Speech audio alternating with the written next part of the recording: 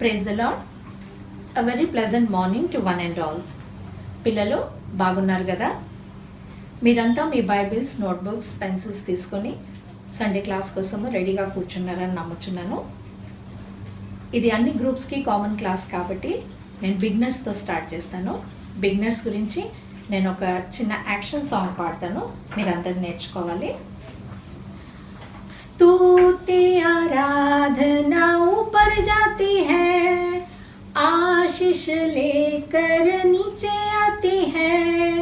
स्तुति आराधना ऊपर जाती है, आशीष लेकर नीचे आती है. प्रभु हमारा कितना महान, देखो हमसे करता प्यार. Hallelu hallelujah, hallelu hallelujah, hallelujah. Now let us come to our lesson. The topic for today's lesson is love. Love అనగానే మనకందరికి ఎవరు గుర్తొస్తారు? జీసస్ క్రైస్ట్ కదా. మనమందరం బైబిల్లో మనకి చదువుతాం కదా, దేవుడు లోకంలో ఎంతో ప్రేమించెను కాగా ఆయన తన అద్వితీయ కుమారుణ్ణి మనకు అనుగ్రహించిండు. మరి జీసస్ కూడా ఈ లోకంలోకి వచ్చి మనందరినీ ప్రేమించిండు కాబట్టి మన పాపముల గురించి తన ప్రాణాన్ని శిలువ పైన అర్పించిండు. మరి దేవుడు మనకి ఇంతగా మనల్ని ప్రేమించినప్పుడు మరి మనం కూడా దేవుని ప్రేమించాలి కదా. మరి మనం ప్రేమించబద్ధులమై ఉన్నాము. మరి అంతేకాకుండా దేవుడు కూడా మనం ఆయనని ప్రేమించాలని కోరుకుంటున్నాడు. కోరుకోవడమే కాదు, ఆజ్ఞాపిస్తున్నాడు, కమాండ్మెంట్. మీ అందరికీ తెలిసినట్టు ఓల్డ్ టెస్ట్మెంట్లో గాడ్ మోసెస్కి 10 కమాండ్మెంట్స్ ఇచ్చినాడు కదా. మనం ఏలాగా లైఫ్ లీడ్ చేయాలని చెప్పడానికి 10 కమాండ్మెంట్స్ జెహోవా గాడ్ ఇచ్చాడు మోసెస్కి. మరి న్యూ టెస్ట్మెంట్లో చూస్తే జీసస్ క్రైస్ట్ మనందరికీ 2 న్యూ కమాండ్మెంట్స్ ఇచ్చాడు. అవి ఎక్కడుంటాయి తెలుసా? హోలీ బైబిల్లో. మీ బుక్లో మీరు ఈ రెఫరెన్సెస్ నోట్ చేసుకోండి అమ్మా.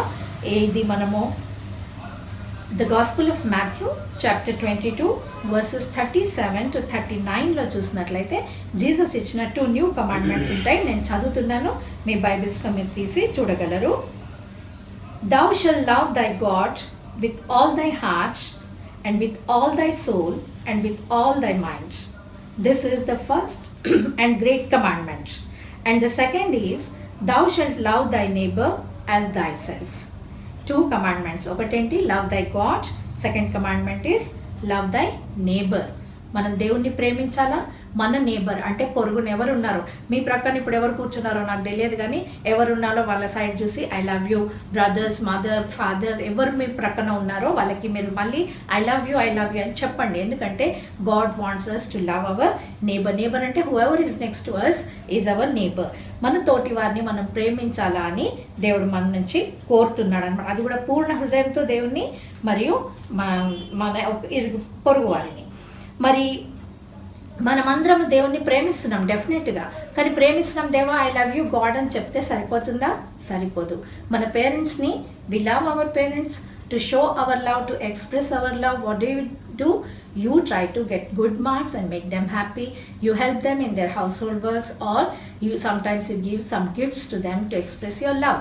మరి గాడ్ పట్ల కూడా మన లవ్ని ఎక్స్ప్రెస్ చేయాలంటే దేవుని గురించి మనము ఏదైనా మంచి పనులు చేయాలన్నమాట. అది మరి ఎట్లాంటి పనులు చేయాలబ్బా, మేమేం చేయాలా అని మీకు ప్రశ్న రావచ్చు. అయితే నేను ఒక ఎగ్జాంపుల్ హోలీ బైబిల్లో నుంచే ఒక ఎగ్జాంపుల్ మీకు చెప్పుతాను. ఒక చిన్న బాబు, ఆయన కూడా ఒక చిన్న బాబే. మరి ఆ బాబు ఏ రకంగా హెల్ప్ చేస్తున్నాడు, జీసస్కే హెల్ప్ చేస్తున్నాడు, జీసస్ని లవ్ చేస్తున్నానని చెప్పడానికి ఒక మంచి కార్యంని చేస్తున్నాడు. అది మనం చూద్దాము. అది ఎక్కడ అంటే యోహాను సువార్త 6వ అధ్యాయము 1వ వచనం నుంచి 15 వచనాలలో ఈ సందర్భము మనము చూడగలుగుతాం అన్నమాట. The gospel of John chapter 6 verses 1 to 15లో ఇది ఉంటుంది. దానికి టైటిల్ ఏంటంటే జీసస్ ఫీడ్స్ 5,000. 5,000 మందికి ఆహారంను పంచిపెట్టుట జీసస్ అనే అంశంను మనం అక్కడ చూడగలుగుతాం. మరి అందులో మనం చూసినట్లయితే మనకు ఒకవేళ ఆ స్టోరీలో జీసస్ ఎక్కడికి వెళ్ళినా కానీ ఆ ప్రజలందరూ ఆయన ఫాలో అయ్యేవారంట, గుంపులు గుంపులు ఆయన వెంబడొచ్చేవారంట. ఎందుకంటే జీసస్ క్రైస్ట్ సిక్ వాళ్ళని, డిజీజ్ పీపుల్ని హీల్ చేసేవాడు, వారికి ఆహారం పెట్టేవాడు, వారికి అవసరమైన అన్నీ చేసేవాడు. కాబట్టి మరి మంచి బోధ, మంచి ఉపదేశాన్ని ఇచ్చేవాడు. మరి ఆయన మాటలను వినడానికి, ఆశీర్వదింపబడడానికి జనాలు గుంపులు గుంపులుగా ఆయన వెంబడి వచ్చేవారంట. ఒకసారి ఇదే విధంగా యేసు ప్రభు వెళ్తున్నప్పుడు చూస్తే ఒక పెద్ద గుంపు ఆయన మాటలు వినడానికి అక్కడ కూర్చొని ఉన్నారంట.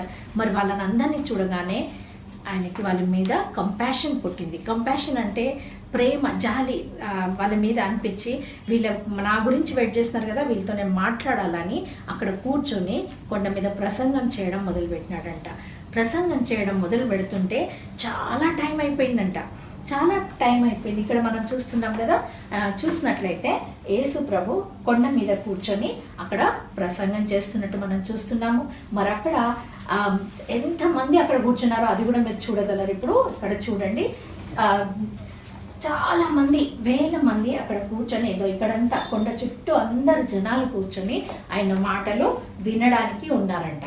అప్పుడు ఏం జరిగిందంటే జీసస్ అన్నాడంట, అరే వీళ్ళకి ఇంత మాట్లాడుతూ చాలా టైం అయిపోయింది. అప్పుడు యేసు ప్రభు తన శిష్యులను పిలిచి అన్నాడంట, మీరు ఇంతసేపు అయిపోయింది, పాపం వీళ్ళందరూ ఇక్కడ ఉన్నారు, వాళ్ళకి ఆహారం లేదేం లేదు, వాళ్ళ భోజనం గురించి ఏమన్నా ఏర్పాటు చేయమన్నప్పుడు వాళ్ళు ఇంత దూరం ఉన్నాం దేవా ఊరికి, ఇక్కడ కొనడానికి కూడా ఏం లేవని అనుకున్నప్పుడు వాళ్ళు ఏం చేస్తున్నారంట, ఆ ప్రజల దగ్గరికి పోయి చూస్తున్నారంట. చూసినప్పుడు వాళ్ళకి ఒక బాబు దగ్గర 5 రొట్టెలు 2 చేపలు ఉండినాయంట. అయితే అవి తీసుకొని యేసు ప్రభు దగ్గరికి వచ్చినారు. మరి ఇక్కడ ఈ బాబు చూడండి, చిన్న బాబు కదా, ఈ బాబు ఏం చేస్తున్నాడు, హెల్ప్ చేస్తున్నాడు. తన దగ్గర ఉన్న రొట్టెలను తీసుకొని వచ్చి ఇచ్చినాడు అనమాట. ఇచ్చినప్పుడు యేసు ప్రభు ఏం చేస్తాడో మనం చూద్దాము.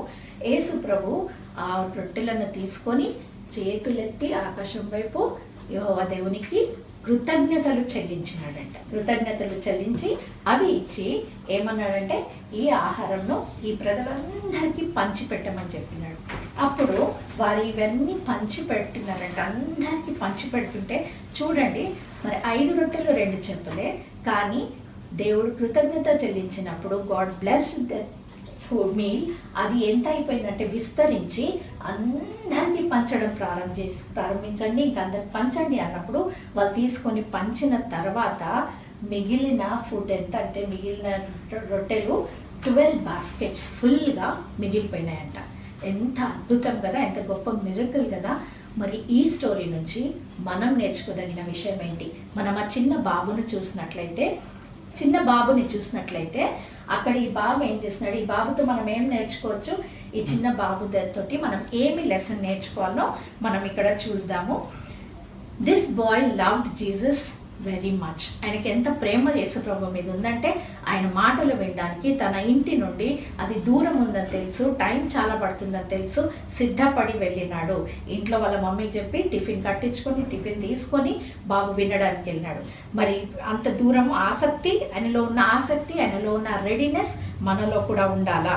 మళ్ళీ ఇంకోటి ఏంటంటే, అక్కడ కూర్చున్నంతసేపు కూడా ఆయన ఫుల్ కాన్సన్ట్రేషన్ తోటి యేసు ప్రభు చెప్తున్న మాటలు వింటున్నాడు. మన పిల్లలు, మీరు కొన్నిసార్లు మీ క్లాస్లో, స్కూల్లో కానీ లేక మీ సండే క్లాస్లో కానీ మీరు కొన్నిసార్లు ఏం చేస్తుంటారు, డైవర్ట్ అయిపోతారు కదా. లెసన్ చెప్తుంటే అటు చాక్ పీస్ తీయడము, పెన్సిల్ రబ్బరు పడేసి తీయడము, ఏదో ఒకటి చేసి టైంపాస్ చేస్తాము.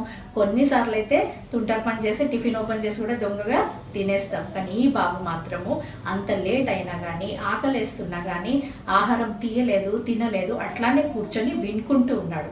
మరి శిష్యులు వచ్చి అడిగినప్పుడు, చిన్న బాబు కదా, ఆయన నాకే కావాలా అని దాచిపెట్టుకోలేదు.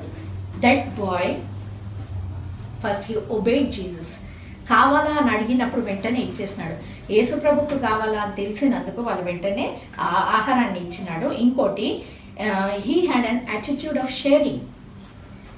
అందరూ, ఆయన ఇది అనుకోలేదు, ఇది నాకు కావాలా, నా ఆహారం నేనే పెట్టుకుంటానని ఆయన అనుకోలేదు. కానీ యాటిట్యూడ్ ఆఫ్ షేరింగ్, ఈ ఆహారాన్ని నేను అందరితో పంచుకుంటాను అని ఆ సంతోషంతో ఆయన ఏం చేస్తున్నాడు, ఆ భోజనాన్ని అందరికి ఇయ్యడానికని రెడీగా వచ్చి ఇచ్చేస్తున్నాడు అనమాట. కొంచెం నేను దాచిపెట్టుకుంటా, అది కొంచెం ఇస్తా అన్నాడా?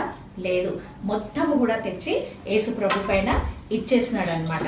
మరి he had strong faith in Jesus. ఆయనకి ఏం నమ్మకం ఉండిందంటే, నేను యేసు ప్రభుకి ఇచ్చినానంటే నాకేం కావాలో యేసు ప్రభు చూసుకుంటాడు, ఇంకా నా గురించి నేను చింత చేయని అవసరం లేదు, యేసు ప్రభువే చూసుకుంటాడు ఆయన నా గురించి అన్న ధైర్యంతో అది ఇచ్చేసినాడు అనమాట.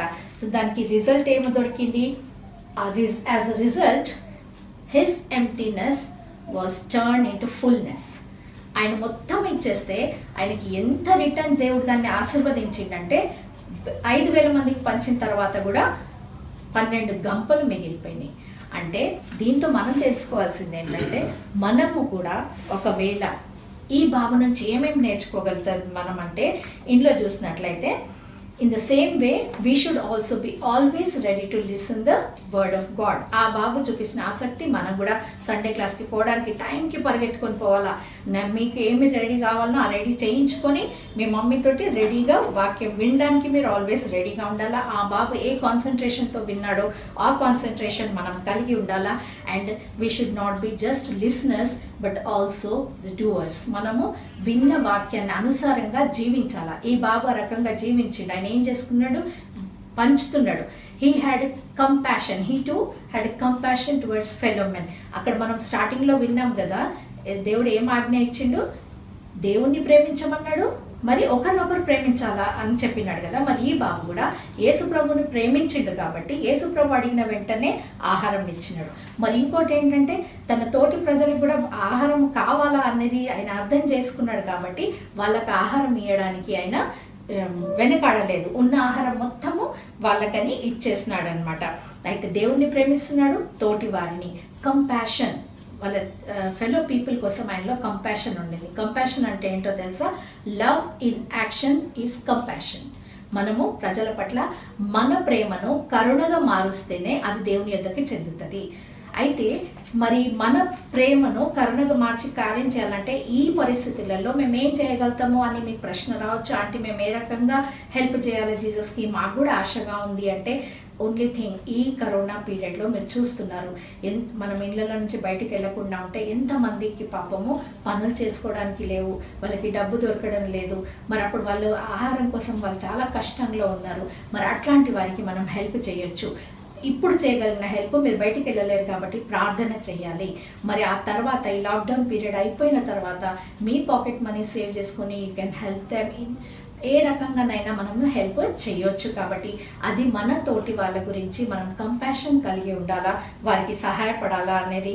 మరి ఇంకోటి ఏంటంటే, యేసు ప్రభు మనకున్నది మనం యేసు ప్రభు పేరిట ఇస్తే దాన్ని నిండారా ఆశీర్వదిస్తాడని కూడా మనం ఈ స్టోరీ ద్వారా నేర్చుకున్నాము. మరి ఇంకొకటి ఏంటంటే, ఇక్కడ ఈ బాబు ద్వారానే కాదు, యేసు ప్రభు కూడా మనకు ఒక గొప్ప పాఠం నేర్పించినాడు. ఏంటంటే, యేసు ప్రభు స్వయాన దేవుని కుమారుడైనా కానీ కృతజ్ఞతలు చెల్లించినాడు. చేతులు పైకెత్తి దేవుని కృతజ్ఞత చెల్లించినప్పుడు అవి విస్తరింపబడినవి. అయితే మనం కూడా ఇన్ ఎవ్రీథింగ్ గివ్ థ్యాంక్స్ అనే ఉంటుంది బైబిల్లో. కాబట్టి ప్రతి విషయంలో మనము కృతజ్ఞతలు చెల్లించాలా అని ఈ పోర్షన్ ద్వారా మనము నేర్చుకున్నాము. అయితే దేవుడు ఈరోజు మనకు నేర్పించిన ఈ భాగాన్ని మీరంతా జాగ్రత్తగా అర్థం చేసుకున్నారని నమ్ముతున్నాను. మరి దాన్ని ఫాలో అవ్వాలని ఆశ. అయితే చిన్న హోంవర్క్ నేను డెఫినెట్గా అందరికీ